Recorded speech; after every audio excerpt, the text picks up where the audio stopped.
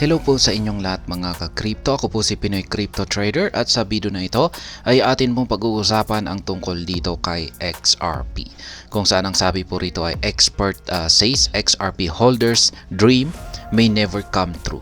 Ayan, may nagsabi raw po na isang eksperto na ang mga XRP holders, yan, yung mga pinapangarap ng mga XRP holders na kumita ng malaki sa pag-hold dito kay XRP ay maaari daw pong hindi magkatotoo. Ayan. Bago po tayo magpatuloy, ay nais ko lamang po munang bigyang linaw ang aking disclaimer kung saan ang nilalaman po ng video na ito ay hindi po ito isang financial advice. For education and information purposes lamang po ang layunin nito. Maliban po dito ay nais ko na rin pong magbigay babala na wala pong kahit anumang group chat ang Pinoy Crypto Trader.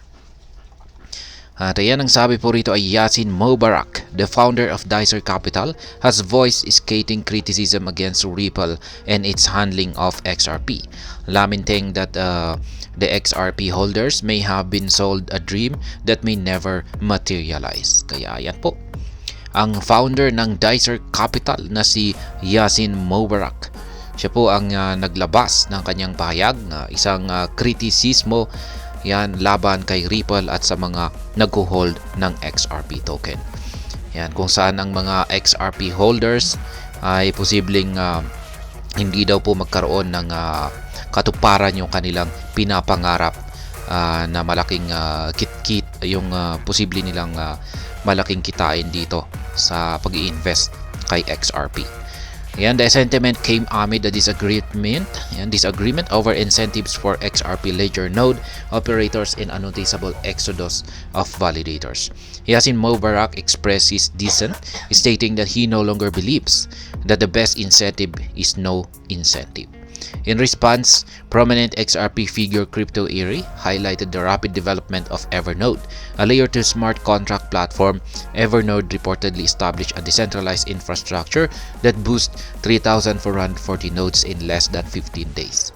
Kaya yan, ayon po kasi kay Ginoong Yassin Moubarak ay yung kanyang nakikita rito na problema ay yan nga, yung XRP ledger mode operators nito at yung kapansin-pansin na kanyang exodus of validators. Ito raw po yung nakikita niya rito na kung saan ay dito ito yung parang nagiging malaking problema kay XRP. Kaya yan, pero may lumabas po na isang kilalang XRP figure at yan po ay si Crypto Eerie ang naglabas po ng kanyang pahayag na meron pong napakabilis na development ang Evernode. Yan, ito po ang layer 2 smart contract ng platform. Yan, na si XRP Ledger.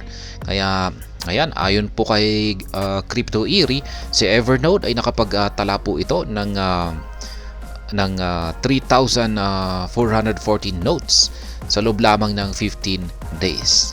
Ripple's alleged mishandling of XRP. Responding to Eerie's disclosure, Moubarak expressed dismay over the situation in the XRP ecosystem. Specifically, he accused Ripple of mishandling the incentive concepts within the XRP ledger over the years.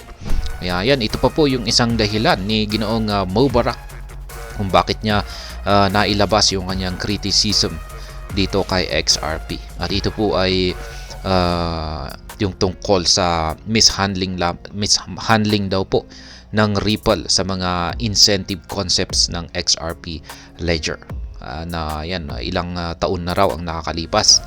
He highlighted Ripple's alleged failure to capitalize on the concept of programmable transfer of value, a concept predating Ethereum.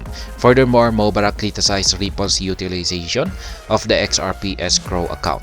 According to him, it is devoid of meaningful benefits to the ecosystem. Kaya yan.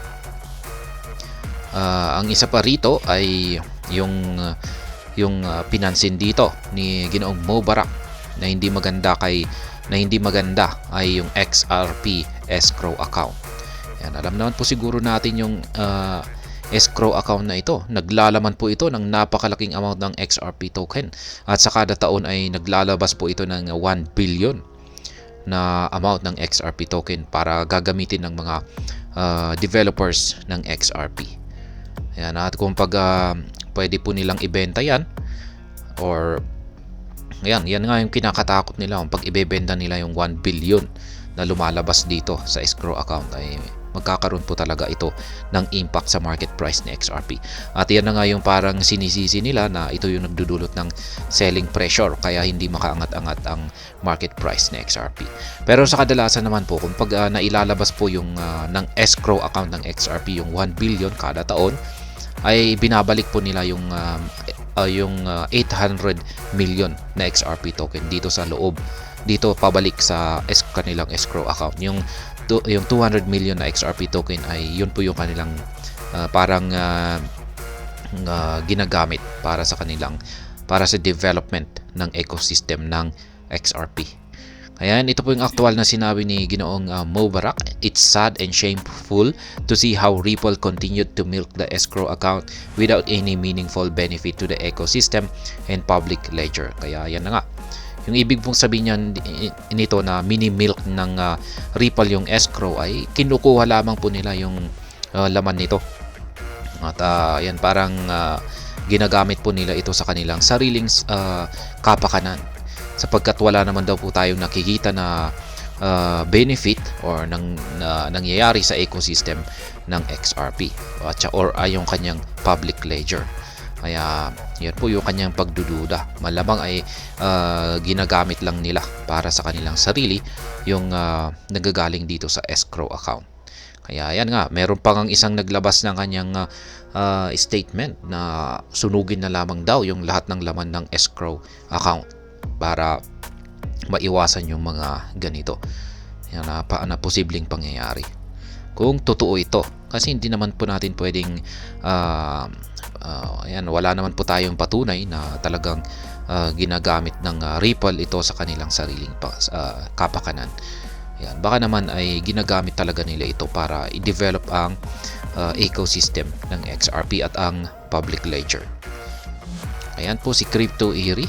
Yan, ito yung sabi niya, look at how fast Evernode XRPL spun up a decentralized infra. 3,440 nodes in less than 15 days. Ayan. XRP Army sold a pipe dream.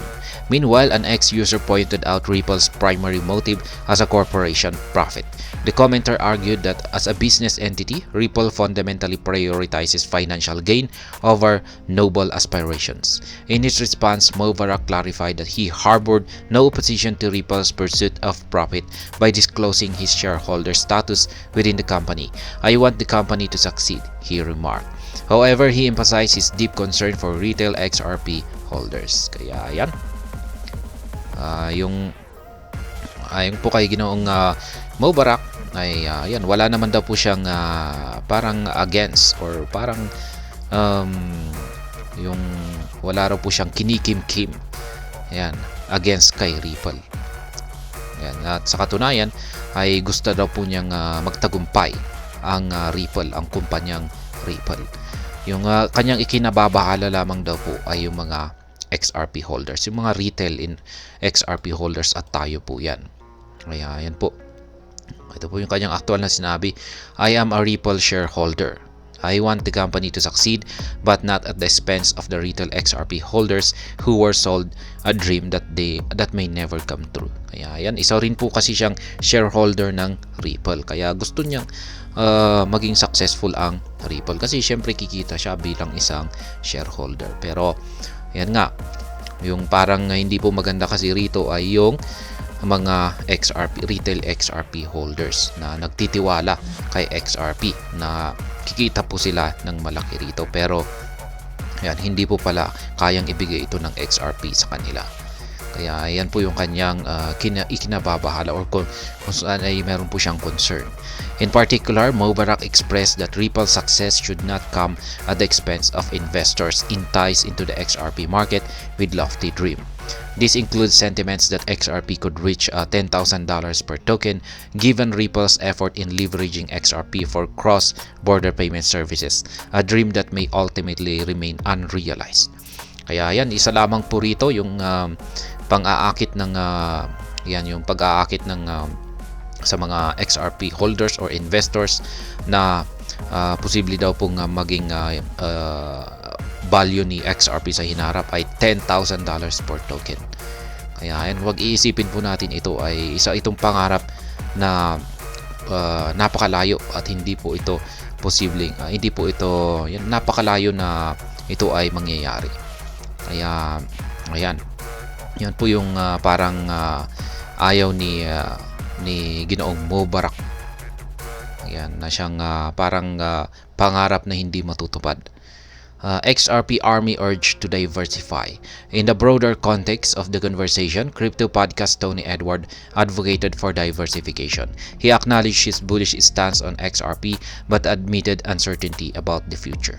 Ayan, isa na rin pong crypto podcaster na si Tony Edward ang naglabas ng kanyang pahayag na kailangan po nating mag-diversify.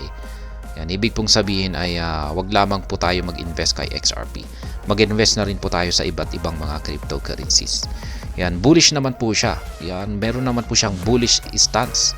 Yan, tumatayo po siya para kay XRP na ito ay lalago sa hinaharap.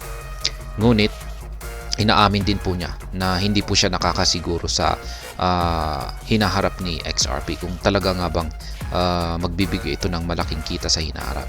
Kaya mas makakabuti na mag-diversify po tayo at wag lamang po kay XRP. Ayan, i-check na rin natin yung ibang mga cryptocurrencies. As a result, Edward cautioned against overly emotional attachments to token, which he deemed detrimental. Essentially, the podcaster stressed the importance of embracing diversification instead of concentrating all investment hopes on a single project. Ayan pa yung dagdag ni Ginoong Edward dito, na wag daw po tayo magkakaroon ng emotional attachments dito kay XRP. Yan, o saan ay ito talaga yung parang nag-iisa na kung saan na ito yung or meron tayong talagang matinding pagtitiwala dito kay XRP. Ayan. At yan nga, sabi ni Ginoong Edward na mas makakabuti kung magkaroon tayo ng diversification. At wag lamang po tayo mag-concentrate sa pag-i-invest dito sa isang project or kay XRP. Kaya ayan, napakagandang payo mula kay Ginoong Edward. Kaya ayan, hanggang dito na lamang po tayo sa video na ito. Sana po ay inyong nagustuhan ang aking paliwanag dito. Kung inyo po itong nagustuhan ay pakiclick lamang po ang like button nito. Para naman po sa mga bago lamang dito, kayo po ay aking inanyayahan para mag-subscribe. Pakiclick na rin po ang bell icon nito dahil ito po ang siya magsisilbing notification nito sa mga bago kong videos na akin pong ina-upload sa aking YouTube channel na ito. Marami pong salamat sa panunood, ingat po tayo lagi at God bless po sa ating lahat.